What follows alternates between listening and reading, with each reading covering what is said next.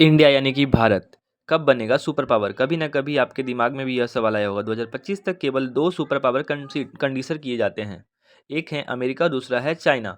2025 तक बस ये दो ही थे। इंडिया को एक मेजर सुपर पावर के उसमें दर्जे में दिया जाता है। सुपर पावर बनने के लिए भारत को कितना समय लगेगा? इंडिया से इकोनॉमिक ग्रोथ की अगर हम बात करें तो $3.8 ट्रिलियन की इकोनॉमी के साथ, चाइना $18.8 ट्रिलियन इकोनॉमी के साथ, अमेरिका $29 ट्रिलियन इकोनॉमी के साथ वर्ल्ड में अपना दबदबा बनाकर रखे हुए हैं।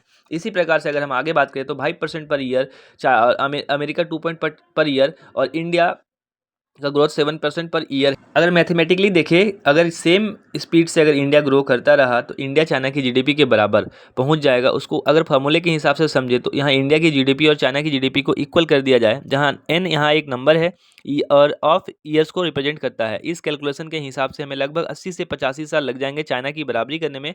और सेम कंपेरिजन अगर हम अमेरिका के साथ करेंगे तो लगभग 45 से 50 साल तक लगेंगे बराबरी करने में, वो भी अगर सेम स्पीड से चले तो।